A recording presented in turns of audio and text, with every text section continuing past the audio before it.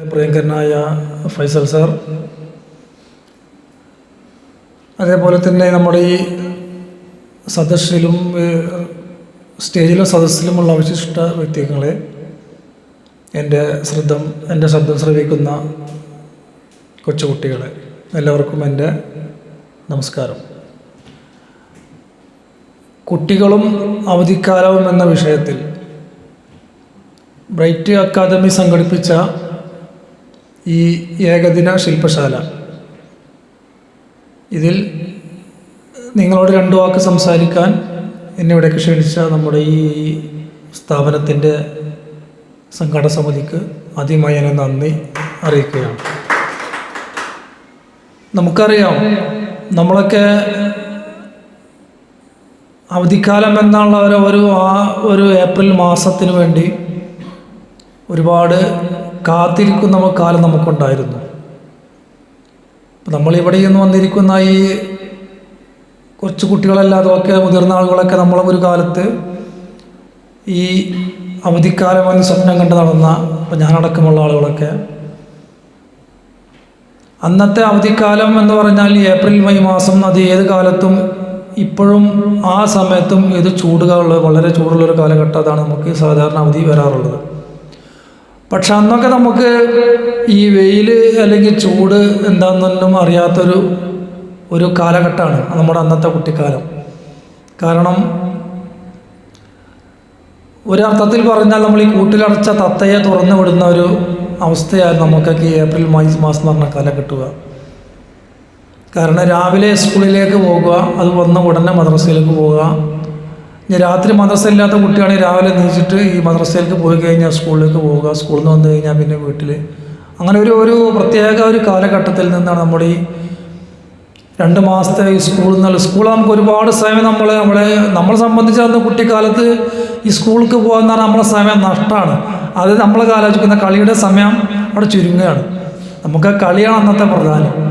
അപ്പോൾ ആ ഒരു സ്കൂളിൻ്റെ ആ ഒരു ടൈം നമുക്ക് ഇവിടെ ഇല്ലാത്തതുകൊണ്ട് കളിക്കാൻ ഒരുപാട് സമയം കിട്ടുമെന്നുള്ളതാണ് നമുക്ക് അന്നതൊക്കെ ഏറ്റവും വലിയ നമ്മൾ വില കൽപ്പിച്ചിരുന്ന കാലമാണത്. പക്ഷേ ഇന്നത്തെ ഈ കാലഘട്ടത്തിൽ നമ്മൾ അന്നത്തെ ഈ കുട്ടിക്കാലവും അവധിക്കാലവും ഇന്നത്തെ കാലഘട്ടവുമായി നമ്മളൊരു കമ്പയർ ചെയ്യുകയാണെങ്കിൽ, അന്ന് നമുക്ക് രാവിലെ വീട്ടിൽ നിന്ന് ഇറങ്ങിപ്പോയാൽ ഒരു പക്ഷേ ഉച്ച 12 മണി അല്ലെങ്കിൽ 1 മണി 2 മണിയായിട്ടും ഈ കുട്ടിയെ കണ്ടില്ലെങ്കിൽ, കുട്ടികളെ പൊതുവെ എങ്ങനെയാണ് രക്ഷിതാക്കളൊക്കെ ഇങ്ങനെ നടന്ന് തരികയാണ് ചെയ്യുക, എവിടെ ഇപ്പം എൻ്റെ കുട്ടികൾ ചോറേക്കാൻ വന്നിട്ടില്ലല്ലോ, അല്ലെങ്കിൽ രാവിലെ ചായ കുടിക്കാതെ പോയതാണല്ലോ. അന്നത്തെ ഒരു കാലഘട്ടം അങ്ങനെയായിരുന്നു. നമുക്കൊക്കെ ഓർമ്മയുണ്ട്, പല രക്ഷിതാക്കളും നമ്മളൊക്കെ കളിക്കുന്ന സമയത്ത് വടിയും പിടിച്ചിട്ട് വരും, എവിടെയാ ഈ രാവിലെ പോകുന്നത്. ഇന്നത്തെ ഈ ഒരു സാഹചര്യത്തിൽ അങ്ങനത്തെ ഒരു രക്ഷിതാവിനെ നമ്മളിവിടെ കാണാൻ കഴിയില്ല. കാരണം ബഹുഭൂരിപക്ഷം കുട്ടികളും ഈ മൊബൈലും പിടിച്ചിട്ട് ആ വീട്ടിൽ തന്നെ ഉണ്ടാവും. അവധിക്കാലം എന്നുള്ളത് അവർക്ക് പുറത്തു പോയി കളിക്കണം, അത് പുറത്തു പോയി കൂട്ടുകാരത്ത് കളിക്കണം എന്നുള്ളൊരു ആ ഒരു ഫിസിക്കലായിട്ടല്ല അവർ കളിക്കുന്നത്. അവർ കളിക്കുന്നുണ്ട്, പക്ഷെ അവർ തൊട്ടപ്പുറത്തുള്ള വീട്ടിലെ കുട്ടി ഉണ്ടാവും, ആ മൊബൈൽ അവരുടെ കയ്യിലുണ്ടാവും. അല്ലെങ്കിൽ വേറെ ഏതെങ്കിലും സ്ഥലത്തുള്ള ഏതെങ്കിലും കുട്ടികളായിട്ട് അവർ നമുക്ക് മനസ്സിലാവാത്ത രൂപത്തിലുള്ള കളികളാണ് ഇന്നത്തെ കുട്ടികൾ. ഒരു 90% കുട്ടികളും ഈ വക കളികൾ ഏർപ്പെടുന്നു.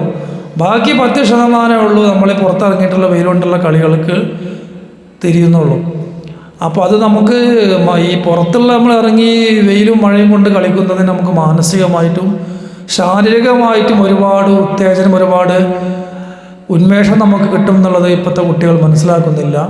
അതുകൊണ്ട് എനിക്ക് പ്രിയപ്പെട്ട എൻ്റെ കുട്ടികളോട് പറയാനുള്ളത്, നിങ്ങൾ ഈ മൊബൈൽ എന്നുള്ള സംഗതി പരമാവധി ഒഴിച്ചു നിർത്തിക്കൊണ്ട്, അത് നമുക്ക് ജീവിതത്തിൽ ഒഴിച്ചു മാറ്റാൻ പറ്റാത്തൊരു സംഗതി വസ്തുവായിട്ട് മാറിയിട്ടുണ്ട്. എങ്കിലും അതിൽ ചെലവഴിക്കുന്ന സമയത്തിൻ്റെ പരിധി കുറച്ചുകൊണ്ട് നിങ്ങൾ പരമാവധി നമ്മൾ പുറത്തു പോയി കളിക്കുക, ഫുട്ബോൾ കളിക്കുക, ക്രിക്കറ്റ് കളിക്കുക, അല്ലെങ്കിൽ മറ്റ് വിനോദങ്ങളിൽ ഏർപ്പെടുക.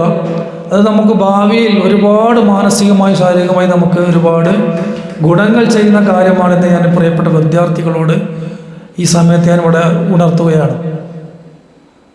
അതേപോലെ തന്നെ പിന്നെ അതിനെ നമ്മളൊക്കെ നമ്മളെ ചെറുപ്പകാലത്തിൽ ആലോചിച്ചാൽ നമുക്കൊരു ഇപ്പോൾ ഉള്ള മാറ്റം കാണുന്നത്, അന്നൊക്കെ നമുക്ക് ഈ കലാപരമായി കുട്ടികളുടെ കഴിവ് പരിപോഷിപ്പിക്കാനുള്ള ഒരു സമയമായിരുന്നു ഈ ഏപ്രിൽ മെയ് മാസങ്ങൾ. കാരണം അവർ പല കുട്ടികളും ഡാൻസ് പഠിക്കാൻ പോകുന്ന കുട്ടികളൊക്കെ ഈ 2 മാസം അതിനുവേണ്ടി ഉപയോഗിക്കുമായിരുന്നു. അല്ലെങ്കിൽ പാട്ട് പഠിക്കാൻ പോകുന്ന കുട്ടികൾ അന്ന് കലാപരമായി ഒരുപാട് ഉയർന്നു വരുന്നൊരു കാലഘട്ടം ഉണ്ടായിരുന്നു.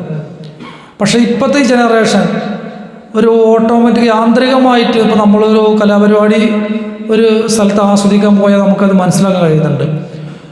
ഒരു 10-15 വർഷം മുന്നേ ഒരു വിദ്യാർത്ഥി ഒരു ഡാൻസ് കളിക്കുക, അല്ലെങ്കിൽ ഒരു കൂട്ടം വിദ്യാർത്ഥികൾ ഡാൻസ് കളിക്കുകയാണ്, അതൊരു പ്രൊഫഷണൽ ഉണ്ടായിരുന്നു. കാണാനൊരു ചന്തം, ഒരു ഭംഗി, ഒരു അച്ചട, അതിൻ്റെ ഒരു ഒതുക്കമൊക്കെ ഉണ്ടായിരുന്നു. പക്ഷേ ഇപ്പോൾ ഒരു ഡാൻസ് 4 കുട്ടികൾ ഡാൻസ് കളിക്കുകയാണെങ്കിൽ ഒരു യാന്ത്രികമായി ഒരു നമുക്കത് കണ്ടാൽ തന്നെ മനസ്സിലാക്കാൻ കഴിയും. പക്ഷെ അതിൻ്റെ വിഷയം എന്താ വെച്ചാൽ, അന്ന് നമ്മളൊരു 10-15 വർഷം മുന്നേ ഒരു 4 കുട്ടികൾ ഡാൻസ് കളിക്കാൻ പോയി ടീച്ചറിൻ്റെ അടുത്ത് പോയിട്ട് ആ ടീച്ചറിൻ്റെ മുന്നിൽ നിന്നാണ് ഡാൻസ് പഠിക്കുന്നത്. ആ ടീച്ചർ ഓരോ സ്റ്റെപ്പും കാണിച്ചു കൊടുത്ത് തെറ്റുകളുടെ തിരുത്തി കൊടുത്ത് അവരെ പഠിപ്പിച്ചിട്ടാണ് അവർ സ്റ്റേജിലേക്ക് കയറ്റി വിടുന്നത്. പക്ഷേ ഇന്നുള്ള കാലഘട്ടത്തിൽ 4 കുട്ടികൾ ഡാൻസ് പഠിക്കാന്ന് വെച്ചാൽ യൂട്യൂബിൽ നോക്കിയിട്ട് അവരെന്ത് സ്റ്റെപ്പാണ് നമുക്ക് കൊടുക്കാം, ഈ കളിയിൽ എന്ത് സ്റ്റെപ്പ് നമുക്ക് ഇവിടെ കൂട്ടിച്ചേർക്കാം, ഇങ്ങനെ ഒരു മിക്സ് ആക്കിയിട്ടാണ് നമ്മൾ ഇന്ന് കാണുന്ന ഡാൻസ്, പല ഡാൻസുകളും കാണുന്നത്. അതിൻ്റെ ഒരു പോരായ്മ നമുക്ക് ആസ്വാദനത്തിലും കാണാൻ കഴിയും.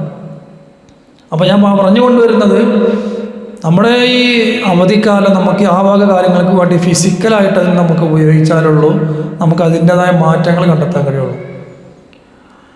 അപ്പോൾ ഈ വിഷയത്തിൽ ഇത്രയും സമയം എൻ്റെ ശബ്ദം ശ്രവിച്ച ഈ ബ്രൈറ്റ് അക്കാദമി